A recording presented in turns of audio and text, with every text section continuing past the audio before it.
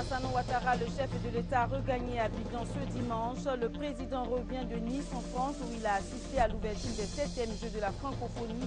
Vous l'entendrez dans ce journal, il a fait le point de sa participation.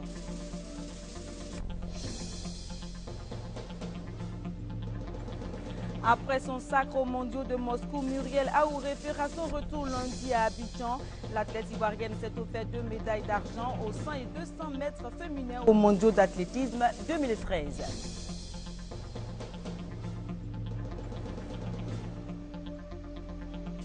En Tunisie, l'opposition reste déterminée à faire chuter le gouvernement. De nouvelles manifestations ont eu lieu samedi à Tunis à l'appel de l'opposition.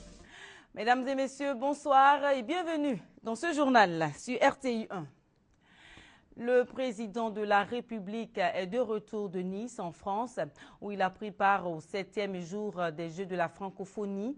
À ce rendez-vous sportif de l'espace francophone, le président Alassane Ouattara a eu des rencontres déterminantes, notamment avec le président français François Hollande et le secrétaire général de l'Organisation internationale de la francophonie, Abdou Diouf. À son arrivée, comme vous le voyez sur ces images, le chef de l'État a été accueilli par des membres du gouvernement. Et je vous propose un extrait des propos du président à son arrivée à l'aéroport Félix Houphouët-Boigny. Il a fait le point de sa participation. Je reviens de Nice où, avec une forte délégation, nous avons participé à la cérémonie de lancement des Jeux de la francophonie, la 7e édition.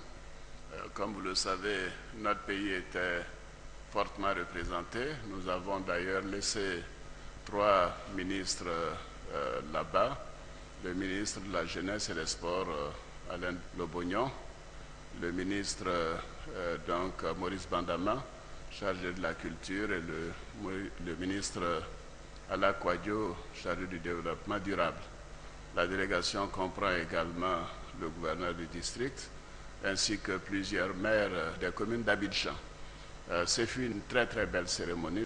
Nous avons de nombreux athlètes qui étaient présents, donc plus d'une centaine, et bien sûr des représentants de différents ministères, de différents secteurs, le port, le conseil café cacao, le tourisme. Et donc Nice est devenu un village francophone, mais également un village africain et un village ivoirien. En marge de cet événement, nous avons eu plusieurs rencontres. Avec le président de la République française, nous avons fait un tour d'horizon sur l'activité politique, économique, sociale en Côte d'Ivoire. Nous sommes félicités de l'évolution positive et des progrès remarquables qui ont été constatés selon ses propres termes. J'ai beaucoup insisté sur la question du traitement de la dette à nouveau, la dette extérieure, la dette de la Côte d'Ivoire à l'endroit de la France est la plus importante. Il y a eu un effort déjà très important. J'ai demandé un effort additionnel, notamment ce que nous appelons en finance les questions d'annulation sèche, c'est-à-dire d'abandon pur et simple. Nous avons beaucoup parlé de la place de l'investissement privé français en Côte d'Ivoire. J'ai encouragé les autorités à indiquer aux entreprises françaises que l'environnement a changé dans nos pays et que les critères de bonne gouvernance d'une nouvelle génération de gestionnaires doivent amener les entreprises des pays occidentaux à s'adapter au nouveau contexte dans nos pays. Avec le secrétaire général de la francophonie, je l'ai remercié d'avoir bien voulu accepter que la Côte d'Ivoire puisse abriter la 8e édition des Jeux de la francophonie en 2017. Donc c'est un très grand honneur qui est fait à la Côte d'Ivoire et j'imagine que nous serons donc préparés pour ce grand événement important pour notre pays en 2017.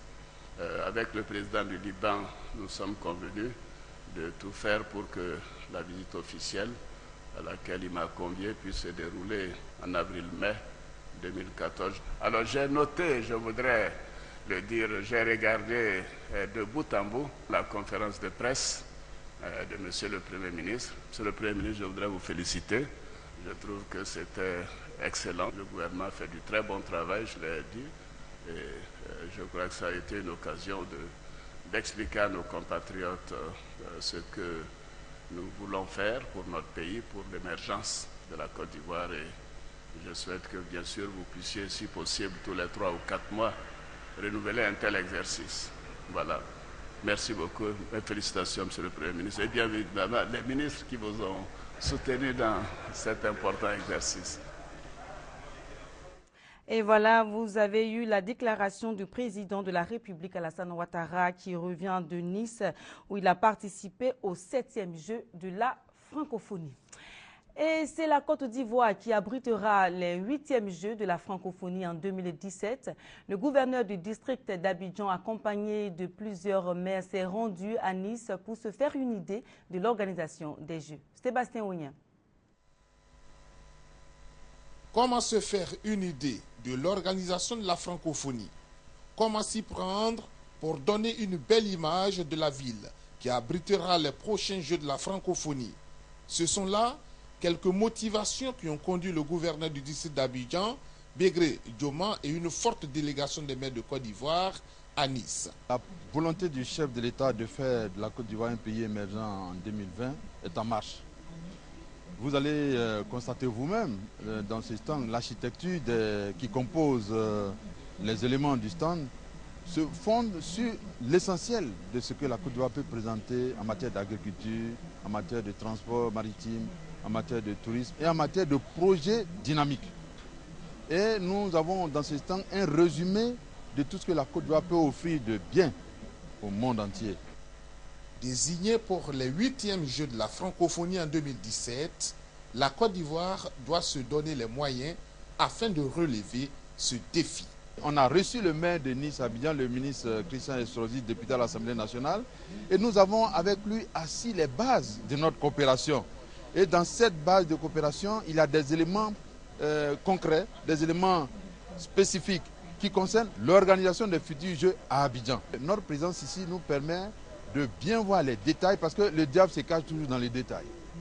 Le gouverneur Bégré Dioma et les maires qui ont effectué le déplacement ont compris que la réussite de cette mission nécessite l'implication de tous. La vice-championne du monde du sprint féminin, Muriel Aouré, est attendue à Abidjan demain lundi. Vous le savez, elle a été médaillée d'argent des récents Jeux d'athlétisme à Moscou. Après Gabriel Tiako, Muriel Aouré est l'athlète ivoirienne à avoir atteint ce niveau de compétition mondiale dans le domaine de l'athlétisme.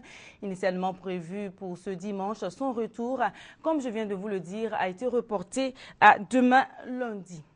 Et Serge Do, le vice-président de la Fédération ivoirienne d'athlétisme, appelle à la mobilisation pour accueillir Muriel Aouré. Il était sur le plateau de 20h. Je vous propose un extrait de son intervention. On invite toute la population à revenir encore galvanisée, motivée pour faire la fête. Ramenez vos vuvuzelas, ramenez tout ce que vous voulez. Demain, à partir de 17h, à l'aéroport Félix Houphouët-Boigny d'Abidjan. C'est notre championne. Elle a fait honneur à la Côte d'Ivoire. Jamais dans l'histoire du monde, une Africaine n'a été médaillée à ce niveau. Donc, Muriel Aouré, tous les Ivoiriens l'attendent depuis 3 semaines. Elle va être là demain par la grâce de Dieu. Soyez nombreux à l'aéroport pour l'accueillir, pour l'ovationner, pour le recueillir, pour lui donner l'accueil dont elle mérite. On change de sujet. Cambriolage au lycée des jeunes filles Mami Fete de Bingerville dans la nuit d'hier à aujourd'hui. 37 ordinateurs emportés et plusieurs bureaux saccagés par les malfaiteurs. L'un des gardiens du lycée a été blessé à la tête par ces individus non identifiés. Les faits avec Emma Niamien. Porte fracturée, bureau saccagé, ordinateur emporté, gardien blessé. C'est le constat fait ce samedi au lycée des jeunes filles Mami Fete de Bingerville. L'établissement a reçu la visite des cambrioleurs. Hier nuit, dans les environs de 2 heures, moi j'ai fini de faire la ronde. Je viens trouver mon collègue. Je suis allé m'asseoir derrière. Donc lui il était là. Du coup, on voit un groupe qui est sorti là. Donc lui, il s'est affolé. Donc ils ont braqué l'arme. Et si tu bouges, on tire sur toi, on te tue. Donc c'est lui d'abord ils ont attaché. Avant de venir moi me trouver là. Ils voulaient m'attacher, moi je me débattais un peu. Ils ont pris quelque chose de lourd pour me donner au moins 2 à 3 coups sur ma tête. Pas de perte en vie humaine, mais les dégâts matériels sont considérables. 37 ordinateurs ont été emportés et plusieurs bureaux mis à sac, dont ceux du proviseur, du comptable, de l'intendant et de son adjoint. Les cambrioleurs espéraient mettre la main sur les frais d'inscription. L'inscription en ligne aujourd'hui nous protège. Parce qu'au jour d'aujourd'hui, si nous avions de l'argent à l'école, nous n'avons pas d'argent à l'école. L'école ne dispose plus d'argent concernant les inscriptions. Nous ne faisons que recevoir les reçus dans les établissements. L'enquête diligentée par la police scientifique et la gendarmerie de Benjaville permettra de situer les responsabilités. Pour l'heure, le proviseur du lycée Mami Fetteh rassure parents et élèves. Aucun dossier important n'a été emporté. Plus qu'une semaine pour les préinscriptions en ligne. Passé ce délai, les élèves non préinscrits ne seront pas pris en compte pour l'année scolaire 2013-2014. L'annonce a été faite par Mamene Tungara, chef du service autonome pour l'encadrement des établissements privés au ministère de l'Éducation nationale et de l'enseignement technique. Elle était l'invitée de Landry Ponou lors du magazine de dimanche, ce 13h. Les parents qui ne l'ont pas encore fait ont juste quelques jours, cette semaine, pour achever l'inscription en ligne. Si la rentrée doit se faire le lundi 16 septembre, il faut qu'avant, les élèves puissent avoir leur reçu d'inscription en ligne pour aller s'inscrire dans les établissements. Les élèves qui ne seront pas préinscrits ne seront pas pris en compte, ne seront pas sur la plateforme du ministère de l'Éducation nationale et de l'enseignement technique. C'est l'occasion pour moi de rappeler que l'année dernière, quelques élèves n'ont pas pris la peine de faire l'inscription en ligne. Et cette année, ils sont en difficulté parce qu'ils ne figurent pas sur la plateforme du ministère de l'Éducation nationale. Ils ne sont pas connus. Alors, je demande à tous les parents de s'activer pour que la liste des élèves qui vont aller en classe soit disponible avant le 16 septembre 2013. Et justement, des enseignants et des élèves à l'école des technologies de l'information et de la communication. La formation est initiée par le syndicat libre des enseignants du secondaire général de Côte d'Ivoire. Ils sont aussi formés sur l'approche par compétences et le fonctionnement des comités de gestion des établissements scolaires. La formation a eu lieu samedi au lycée technique d'Abidjan. Il y a problème au sein des comités de gestion des établissements scolaires, COGES. La gestion de cette structure est abandonnée aux mains des parents d'élèves par les enseignants. Les tâches qui leur sont confiées ne sont pas assurées convenablement. Le conférencier déplore la mauvaise gestion de cet appareil de promotion de l'école ivoirienne. Le premier réflexe d'un président du bureau COGES, c'est les cotisations exceptionnelles. Et je pense que ce sont des choses qui ont orienté plus le fonctionnement des COGES vers les levées de cotisation que d'aller dans les réelles attributions, notamment l'entretien, l'encadrement des enfants, le cadre de travail. Le COGES, ce n'est pas uniquement les parents d'élèves. Et là, nous avons attiré l'attention des enseignants à travers leur syndicat que leur rôle est important. Ils assument les fonctions du secrétariat de COGES et les fonctions aussi de commissaire aux comptes. C'est essentiel dans une organisation. Au cours de la rencontre, d'autres sujets ont été abordés. Il s'agit entre autres de la formation dénommée approche par compétences et de la vulgarisation des technologies de l'information et de la communication dans les établissements scolaires. Et c'était un reportage de Serge Gongoma commenté par Doua Delazer. Quand vous utilisez des mouvements et du massage pour guérir le corps, eh bien vous pratiquez de la kinésithérapie. Cette science est utilisée pour le traitement de certaines maladies gynécologiques cardiaques reste encore très peu connue des populations. À la faveur de la journée mondiale consacrée à la pratique, les promoteurs de la kinésithérapie ont décidé de la faire connaître. On en parle avec Vitorine Yaoyobwe. Il y a 3 mois, cette patiente a commencé à ressentir des douleurs au cou. Ce mal, qu'elle croyait passager, l'a finalement conduite chez un kinésithérapeute. J'ai eu mal à la tête au cou au réveil et j'ai pris des médicaments. Au début, je pensais qu'au réveil, ça allait passer, mais ça n'est pas passé. On m'a conseillé de voir un kiné. Je suis venue, ils ont commencé le massage. Ils m'ont demandé 20 séances. Je suis à la 10e, ça va beaucoup mieux. Le spécialiste explique la cause de ce mal. C'est dû en fait à une mauvaise position au travail, à l'ordinateur, qui fait que ça a créé des tensions au niveau cervical. De telle sorte qu'à un moment donné, elle s'est réveillée un matin en pleine crise. donc une douleur cervicale et qui irradie un petit peu le bras. La position au travail devant un écran d'ordinateur et les accidents sont autant de raisons qui nécessitent un traitement du kinésithérapeute. Comme cette patiente au départ, ils sont nombreux à minimiser le mal. Le corps nous parle. Il nous donne souvent des informations. Et surtout, l'information douloureuse est toujours une information qu'il faut prendre au sérieux. Ne pas penser que jusqu'ici tout va bien, on continue. Parce que souvent on se retrouve avec des patients ou des patientes qui arrivent à un tel stade que ça devient après compliqué de pouvoir manager un petit peu les problèmes ostéo-articulaires. Sila Aboubakar ajoute que la kinésithérapie est un excellent remède contre le stress et la fatigue générale. Un bon massage, selon le praticien, permet de détendre tout le corps et de réactiver son fonctionnement. Tous ces bienfaits de la kinésithérapie ont été présentés à la journée scientifique organisée par l'Association des kinésithérapeutes de Côte d'Ivoire à l'occasion de la 6e journée mondiale de la kinésithérapie. Les différents exposés ont montré que cette science intervient dans la prise en charge de nombreuses maladies liées notamment au cœur et aux poumons. Malheureusement, la Côte d'Ivoire compte seulement 64 kinésithérapeutes pour plus de 20 millions d'habitants. Un mot de politique dans ce journal. Pascal Affi-N'Guessan a repris officiellement son poste de président à la tête du Front populaire ivoirien. Ce samedi, une cérémonie de passation des charges avec Sylvain Miaka Oureto, président intérimaire du FPI, a eu lieu au siège provisoire du parti. Miaka Oureto passe la main à Pascal Affi-N'Guessan, le président statutaire du FPI, le Front populaire ivoirien, après 26 mois d'intérim. 26 mois au cours desquels l'ex-secrétaire général du FPI a défendu les intérêts du parti et entretenu la flamme militante. Devant un parterre d'invités, le président par intérim du FPI a fait le bilan de ses 26 mois de présidence. Il a ensuite transmis les dossiers exécutés, ceux en cours et également les dossiers en perspective, dont les plus importants sont les dossiers judiciaires et le dialogue politique à Pascal Affi-N'Guessan. L'objet de notre intérim était de remplir provisoirement une tâche. Le temps de cet intérim étant donc tout naturellement en fonction de la durée de ton empêchement. Tu reprends tes fonctions quand ton empêchement qui t'en avait écarté prend fin. C'est le sens que nous donnons à cette passation de charges. Pascal Affi-N'Guessan félicite son intérimaire pour le travail abattu à son absence. Il demande que soient organisés les États généraux de la République qui, selon lui, seront l'instrument opérationnel de la réconciliation.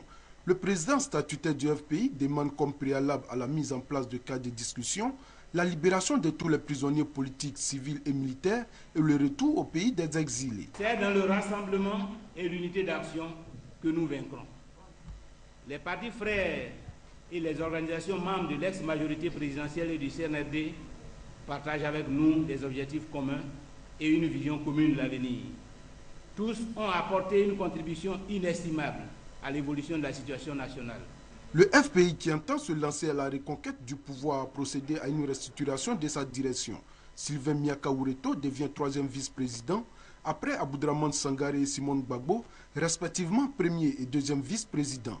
Laurent Akoun, lui, devient le secrétaire général du FPI. La coopération allemande GIZ fait don de manuels à l'Association des producteurs du caoutchouc naturel de Côte d'Ivoire, à Promac, pour la formation des pépiniéristes d'EVA. Les manuels présentent plusieurs techniques utilisables dans le secteur. Serge Gongomin, Chantal Akanda. Le substrat de fibres de coco, c'est la matière qui entre progressivement dans la production des plants d'EVA. Une matière vitale pour ces plants. Les fibres de coco viennent remplacer la terre. Je dis traditionnellement, on a toujours utilisé la terre pour faire nos pépinières, pour faire nos cultures. La terre contient des nématodes, des champignons parasites et même des insectes, ce qui peut être nocif même pour la bonne croissance de la plante. Ce produit-là ne contient ni insectes, ni nématodes, ni champignons parasites. En plus, c'est un produit qui a une très forte capacité de rétention d'eau, donc ça vous permet maintenant de faire une gestion rationnelle d'eau, éviter le gaspillage d'eau et le gaspillage d'engrais. Pour instruire les pépiniéristes d'EVA sur l'utilisation de ces fibres, la GIZ, structure de coopération allemande, fait don de ses manuels à la Promac, l'association des producteurs de caoutchouc naturel de Côte d'Ivoire. Ce sont au total 200 documents d'une valeur de 5 millions de francs CFA qui ont été remis aux évéaculteurs. Un acte par lequel la GIZ entend contribuer au développement agricole en Côte d'Ivoire. Il y a beaucoup plus grand nombre de plantations au milieu villageois. Donc eux aussi, ils ont besoin de matériel de bonne qualité pour avoir après des meilleurs rendements. Nous sommes une agence de développement, donc notre objectif est de réduire la pauvreté et aider à augmenter les revenus, surtout dans le milieu rural. La promotion du substrat de fibres est désormais l'affaire de la Promac et de sa structure dénommée FDH, Fonds de développement de l'évéaculture. La Promac et la coopération allemande GIZ travaillent ensemble depuis 2009 dans le cadre d'un projet agricole global de 3 milliards de francs CFA. Vous connaissez sûrement les délices ivoiriens en matière de grillade. Durant 2 jours, les Ivoiriens ont eu l'occasion de découvrir la variété des recettes de cuisine les plus succulentes en la matière. Le Festival des grillades d'Abidjan est à sa 6e édition. C'est ce que nous dit Hugues Eveblé.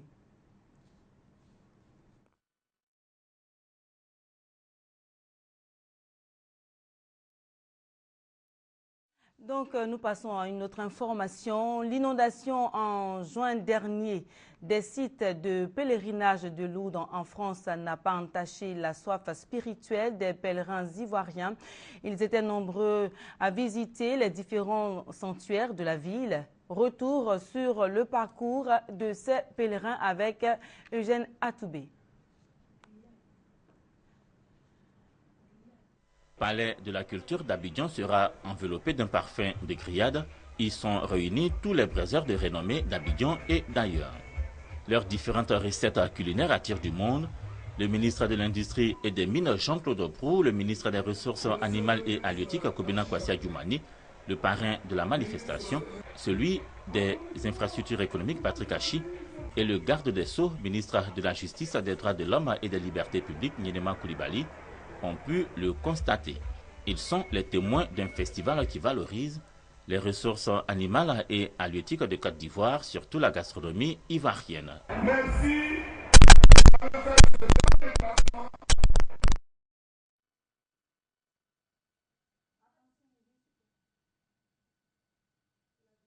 Chers festivaliers, nous sommes fiers de vous. Ça montre que nous avons de la qualité.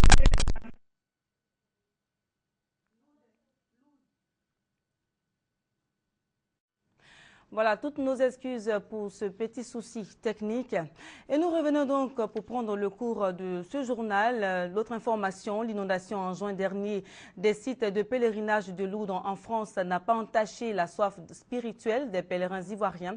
Ils étaient heureux de visiter les différents sanctuaires de la ville. Retour sur le parcours de ces pèlerins avec Eugène Atoubé. Lourdes aura surpris plus d'un pèlerin par la totale réussite de l'édition de cette année 2013. L'ouverture officielle de ce grand moment de spiritualité à la basilique Saint-Pie X a été solennelle et festive, comme les années passées du reste. Le thème de ce 140e pèlerinage, Lourdes, une porte de la foi.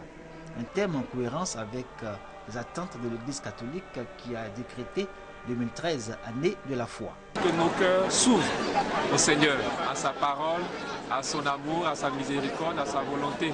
On était préoccupés par ces inondations, par les dégâts que ça a fait. On a même craint à certains moments est-ce qu'on pourrait venir.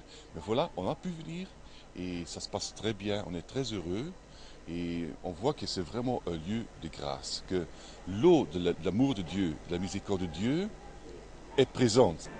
On avait craint un pèlerinage morose et une messe de l'Assomption moins colorée à cause des importants dégâts qu'avaient subis les sanctuaires de Lourdes suite à l'encrue des eaux du Gave. Mais comme laissent entendre les pèlerins, Dieu dans son infini amour a exaucé leurs prières par l'intercession de la Vierge Marie au point qu'il a rétabli la normalité. J'ai envie de dire à ceux qui sont restés en Côte d'Ivoire ou ailleurs, n'ayez pas de regrets parce que le pèlerinage a lieu chaque année.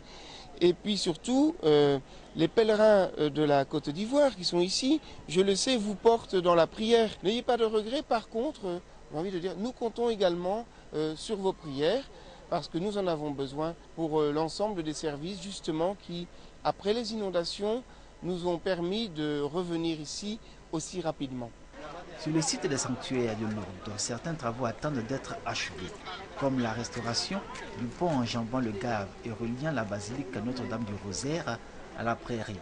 Grande place d'où partent les processions eucharistiques et abritant la gigantesque messe de l'Assomption, la montée de Marie au ciel. Les pèlerins de Côte d'Ivoire, eux, ont pris rendez-vous pour 2014 sur le pas de Bernadette. Leur participation à ce 140e pèlerinage reste encore marquée d'une pierre blanche. Une délégation du Conseil supérieur des imams de Côte d'Ivoire a visité les mosquées centenaires de Kong et de Kouara. C'est dans la région du Tchologo. Il s'agit de mieux faire comprendre l'histoire de la pénétration de l'islam dans le pays. Kouado Kwame. À travers la visite des cités musulmanes de Kong et de Kouara, le COSIM veut faire découvrir l'histoire de l'islam en Côte d'Ivoire. Cette mission d'études et d'échange a été reçue à Kong par le maire de la commune, Birahima Tene Ouattara, en présence des guides religieux de la cité historique. Nous sommes à Abidjan, nous avons constaté qu'on n'a rien sur l'islam comme sur l'histoire de l'islam en Côte d'Ivoire. Donc nous avons décidé avec nos frères pour venir s'enquérir de ces réalités du terrain sur l'islam. À la suite du chef de délégation du COSIM, le maire de Kong a bien voulu traduire l'importance de l'action menée par cette structure religieuse. Il est important que le COSIM, qui est l'organe suprême, donc qui est l'organe dirigeant de l'islam en Côte d'Ivoire, puisse se rapprocher un peu des foyers de l'islam en Côte d'Ivoire aussi. Et on ne peut que saluer ce genre d'initiative parce que, quoi qu'on dise, nos parents ont besoin d'organisation et le COSIM doit s'atteler à cette tâche-là.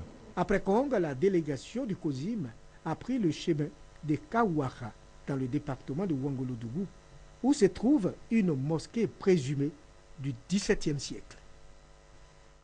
À l'étranger, commençons par cette information. En bref, au Mali, le nouveau Premier ministre Oumat Atamli a formé son gouvernement ce dimanche, un gouvernement composé de 34 ministres et de ministres délégués. C'est une équipe qui comprend des ministres de la transition. Elle est marquée par la création d'un ministère chargé de la réconciliation et du développement du Nord. En Tunisie, l'opposition reste déterminée à faire chuter le gouvernement. Une nouvelle manifestation a eu lieu samedi à Tunis à l'appel de l'opposition appuyée par le syndicat UGTT. Regardez.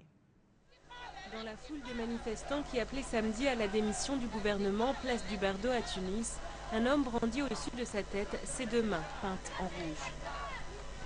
J'ai coloré mes mains en rouge pour symboliser le sang que le gouvernement actuel a sur les mains. C'est un gouvernement d'assassins, un gouvernement de sang. Ce n'est pas un gouvernement légitime. Au milieu de la place, un chauffeur de taxi avec un fauteuil vide sur la tête. Ce siège est à nous. C'est nous qui décidons qui a le droit de s'y asseoir. Et les mandats sont temporaires. La journée de samedi marquait la fin du deuil de l'opposant Mohamed Brahimi, assassiné il y a 40 jours, et le début d'une nouvelle mobilisation contre le gouvernement dirigé par Enarda. Parmi les manifestants, les proches de Chokri Belaïd, l'autre opposant assassiné en février dernier. Nous sommes intimement convaincus que sous le gouvernement actuel, nous ne pourrons jamais savoir qui a tué Mohamed Brahimi et Chokri Belaïd. Pendant que le peuple tunisien crie sa colère dans la rue, les négociations s'enlisent dans les bureaux feutrés. L'opposition exige le départ du gouvernement et la nomination d'un gouvernement neutre sans attendre la fin des travaux de l'Assemblée constituante, impensable pour le parti au pouvoir. La démission immédiate du gouvernement, alors que les élections, qu'on n'a pas le nécessaire pour tenir ces élections telles que la Constitution, la loi électorale, la date, je pense que c'est une démission qui va nuire au pays. Samedi, chaque camp appelait l'autre à faire plus de concessions tout en maintenant sa position. Place du Bardo, les députés de l'opposition qui boycottent déjà les travaux de la Constituante ont annoncé une grève de la faim. Et bien voilà, c'est la fin de ce journal. Merci de l'avoir suivi. Restez avec nous. À demain.